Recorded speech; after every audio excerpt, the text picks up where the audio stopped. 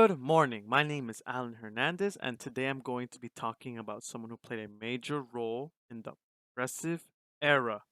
He was a very well known muckraker himself, and his name was Thomas Nast. Now, before I get into what Thomas Nast was able to accomplish, we first need to understand some of the major underlying problems that were happening within the cities of the United States. Some of these major issues were caused by political machines that began to take over cities with the United States, and they were controlled by city bosses. A political machine would be defined as an organization that controls the activities of a political party in a city and provides both political and financial support to votes or businesses in return. A city boss, on the other hand, would be the person who's controlling these political machines. They, however, typically have higher power, thus making them more likely to be corrupt. Despite these bosses having no right to legal power because they aren't elected by the people, it was still, however, very common for these bosses in the late 1800s to take control of city governments through manipulative tactics. Examples of this would be city officials being forced to follow the directives issued by city bosses because of blackmail and even bribery. There was one man, however, one man who was one of the worst and notorious corrupt bosses, and this man was William M. Tweed, also known as BAM! Boss Tweed. Boss Tweed controlled Tammany Hall, which was known as the most powerful Democratic political machine of New York City, 1868. One example of the bad things that Boss Tweed did was when he had constructed the Tweed Courthouse between 1861 and 1881. Boss Tweed had robbed taxpayers out of $13 million to construct this building when the original set cost was $3 million. So while people were unknowingly getting robbed and watching their money burn, there were huge financial gains. Boss Tweed. Again, with this action of corruptness, Boss Tweed was able to get away with so many corrupt tactics and maintain his power.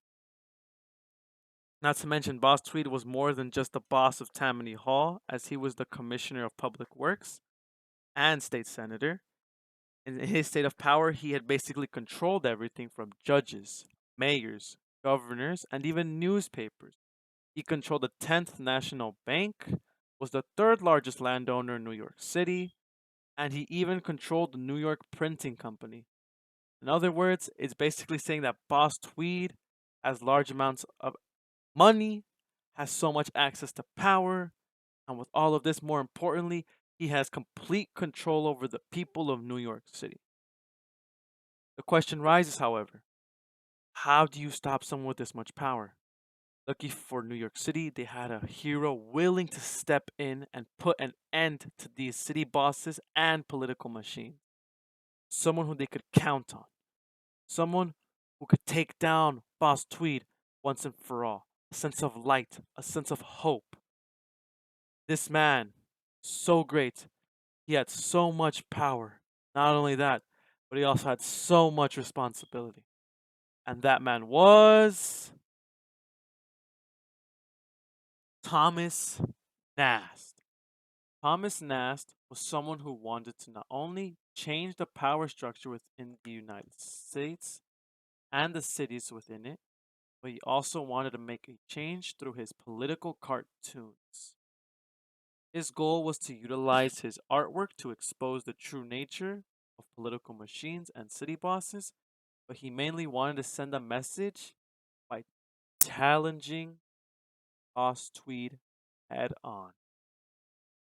Something to note in these efforts was that Thomas Nast was not alone, as an American political magazine known as Harper's Weekly served as a forum for Thomas Nast, and these two would be working together frequently and made a pretty awesome team to take down Boss Tweed. One thing to note is that through the political cartoons and the publicity that Harper's Weekly was able to bring. They were able to merge all of that together and utilize Thomas Nast cartoons to grow his popularity. In turn, through the public's favor, Tweed's downfall, the exposure of his cartoon. Nast was able to create many cartoons that directly attacked Tammany Hall and Boss Tweed. Cartoons such as Tammany Tiger on the Loose, That's What's the Matter, and Boss Tweed from Harper's Weekly. All of these drawings had one goal in mind, that was to alert the public of Tweed's corruption. Shots were directly fired from Nast to Tweed, and the damage was done.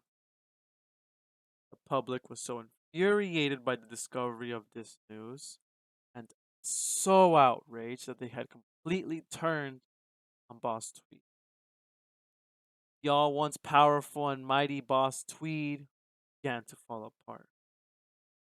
He got so desperate, in fact, that he even offered Thomas Nast $500,000 to prevent Nast from ever making another cartoon about him or Tammany Hall ever again. Of course, Thomas Nast declined like a boss, and he felt like putting the spotlight on the situation at hand would bring justice to the people. With that said, the relentless efforts of Thomas Nast proved to be successful, took down the Tammany Tiger once and for all. With Tweed behind bars, Thomas Nast and his political cartoons were able to expose the dangers of political machines and city bosses.